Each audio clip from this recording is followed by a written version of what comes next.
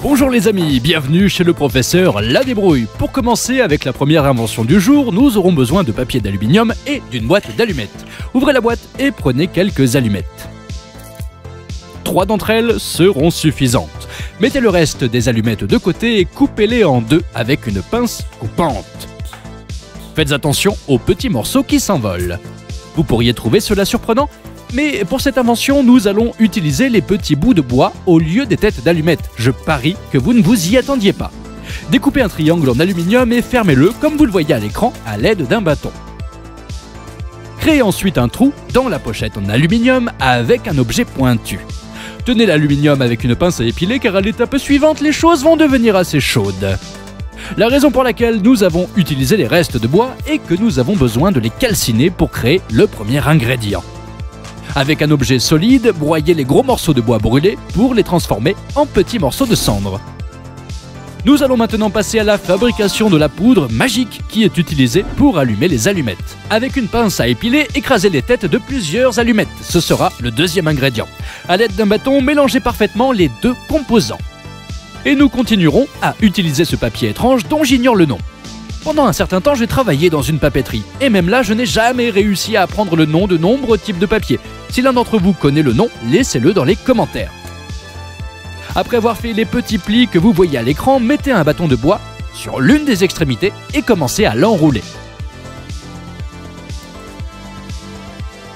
Puis, lorsque vous avez atteint le milieu du papier, appliquez de la colle. En plus de se servir de cette colle pour les travaux manuels à l'école, il était très amusant d'en mettre sur les bouts des doigts et de les décoller. Une fois, j'ai essayé avec de la colle glue. Disons que ça ne s'est pas bien terminé.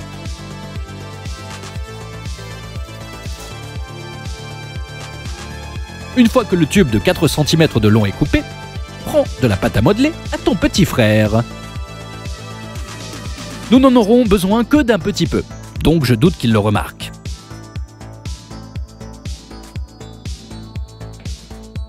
Roulez un petit morceau de pâte à modeler et mettez-le dans l'un des trous du tube de papier. Enlevez l'excédent qui pourrait rester.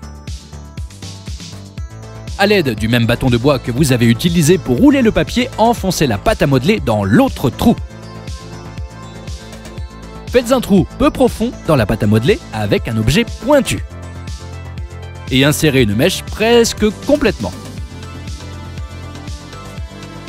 Ramenez la mèche de notre fusée de feu d'artifice et insérez-la soigneusement dans le tube. Il ne doit pas être complètement rempli. Compactez tout en bas avec notre bâton de bois et sortez les pétards qui ont inspiré cette invention. Prenez-en un avec précaution. Vous imaginez s'il prenait feu? On perdrait peut-être notre main et on devrait mettre un crochet. Après avoir coupé la mèche du pétard, prends un peu plus de pâte à modeler et mets-la autour de la partie la plus proche de la mèche coupée. Et insérez-la dans l'autre trou ouvert. Tête, la première, c'est pratiquement prêt et vous voulez probablement le voir en action. Mais si vous voulez que sa trajectoire soit vers le haut et non vers la maison de votre voisin, vous devrez quand même fabriquer un support, ce que je vais faire avec un bâton en bois. Pour renforcer la fusée sur le bâton, utilisez un morceau de ruban adhésif. L'étape finale est simplement une touche artistique qui donnera à notre fusée un style plus aérodynamique. Cherchez donc un morceau de carton ou mieux encore, recyclez la boîte d'allumettes. Dessinez 3 triangles de la même taille sur le carton et découpez-les avec des ciseaux pointus. Si vous les découpez d'abord comme je l'ai fait, puis les découpez plus en détail, ça devrait aller tout seul.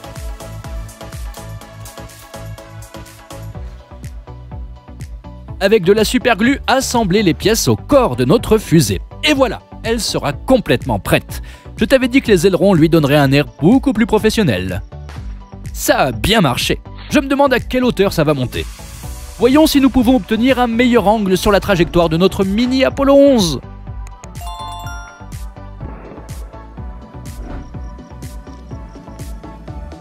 Trouvez un briquet fonctionnel pour l'invention suivante. Et un de ces outils contenant plus d'outils. J'aimerais pouvoir me souvenir du nom, mais si ma mémoire est bonne, cela avait quelque chose à voir avec les Suisses. Retirez le couvercle métallique de la tête du briquet et l'engrenage qui active la flamme. Si nous retournons le reste du briquet, ce ressort et la pierre qui crée l'étincelle sortiront. Nous devrons également retirer l'interrupteur de sortie du gaz. Une fois l'allumeur démonté, prenez un rouleau de fil de fer galvanisé et coupez-en un petit morceau. Mettez de côté la bobine de fil de fer car nous n'en aurons plus besoin. Prenez le récipient du briquet et insérez le morceau de fil dans les trous que vous voyez sur l'écran. Pliez le fil en faisant une prise et avec l'aide d'une pince à épiler, tirez dessus avec force pour enlever le dernier morceau. Reprenez l'engrenage et remettez-le en place. Maintenant, nous allons assembler notre mini-scie pour pouvoir couper les deux extrémités. Cela devrait ressembler à ceci. Avec une pince, coupez le petit pivot qui alimente le briquet en gaz. Prêt! Mais qu'en avez-vous pensé? Ce n'était que le premier. Nous allons devoir en créer plusieurs autres.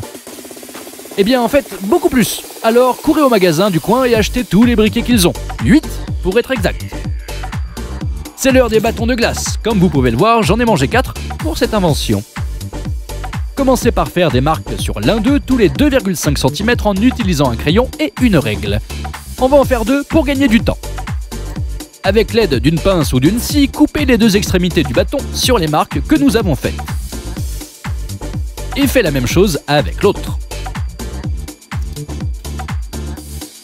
Maintenant, prenez un des bâtonnets et placez de la colle chaude sur les marques de guidage.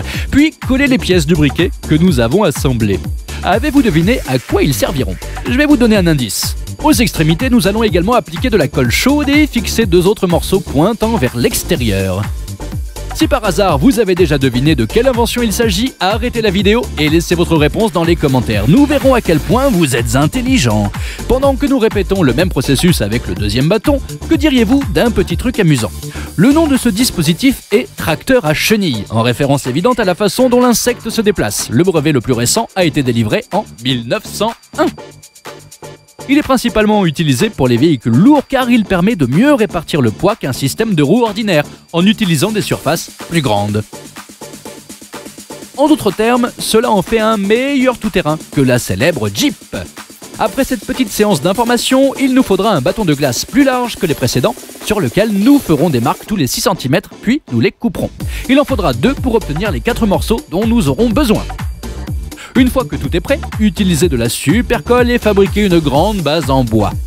Appliquez également de la colle sur nos pièces de tracteur chenille et fixez-les à la base que nous venons de créer. Cela ressemble de plus en plus au produit final que nous aurons dans quelques minutes. Pour créer les courroies mobiles, utilisez des élastiques qui se ressemblent le plus. Placez les élastiques sur les engrenages en vous assurant qu'ils sont bien dans la rainure centrale. Ainsi, lorsque les engrenages tourneront, ils feront bouger les bandes. Il est temps d'utiliser l'imprimante 3D que nous avons tous à la maison. Quoi? Ne me dites pas que vous n'en avez pas en 2021. Si vous n'avez pas d'imprimante 3D, vous devrez vous procurer 2 morceaux de plastique ayant la forme que vous voyez à l'écran. Insérez le pivot d'un moteur comme celui-ci dans le morceau de plastique. Mettez le moteur de côté et collez un bouchon de bouteille à la base avec de la colle chaude. Elle servira de support à notre moteur que nous collerons par-dessus.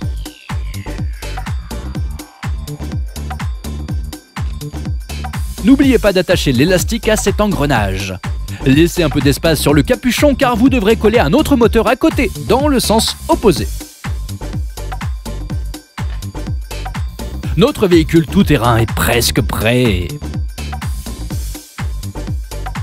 Maintenant, prends la voiture télécommandée de ton frère qu'il a eue pour Noël. Nous en ferons un bien meilleur usage que lui. Assure-toi qu'elle fonctionne correctement.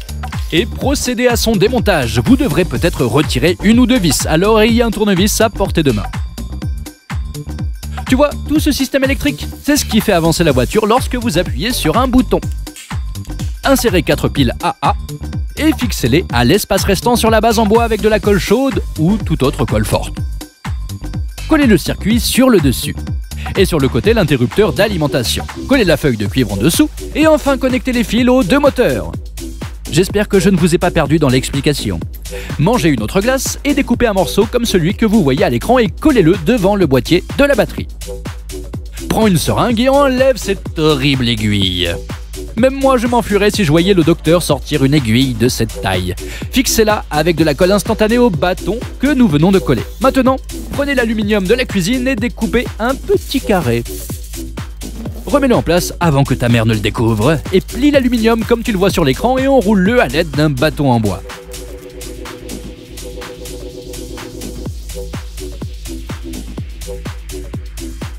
puis déplacez le bâton pour pouvoir fermer l'une des extrémités. Comme pour la plupart de nos autres inventions, nous aurons besoin d'allumettes. N'en prenez que quelques-unes et gardez le reste pour de futures inventions. Utilisez une petite feuille de papier et une pince à épiler pour recueillir la poussière magique. Puis finissez de les broyer avec une cuillère. Une fois prête, mettez la poudre magique dans le tube d'aluminium que nous venons de créer il y a quelques minutes. Viens ici, Tonky. J'ai une surprise pour toi. Je t'ai fait un cadeau. Il te va comme un gant.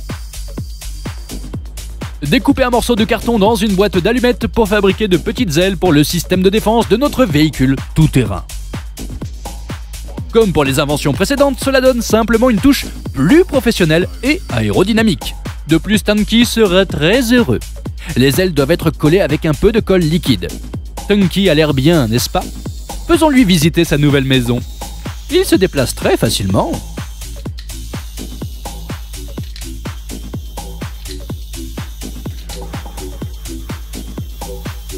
Regardons de plus près. Très bien, Tonky. Vous vous en sortez très bien.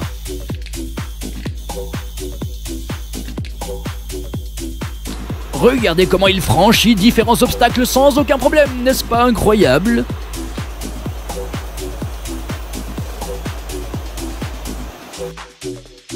Il a même été capable de passer sur le redoutable briquet. Et s'il se sent menacé, il activera son système de défense révolutionnaire, alors ne le mettez pas en colère. C'était les inventions d'aujourd'hui. Jetez un coup d'œil à ma chaîne si vous voulez apprendre à faire d'autres inventions simples et étonnantes. Voici également 2 vidéos sur d'autres inventions géniales. Et ici, vous pouvez vous abonner à ma chaîne pour ne louper aucune vidéo. Merci beaucoup d'avoir regardé. À bientôt.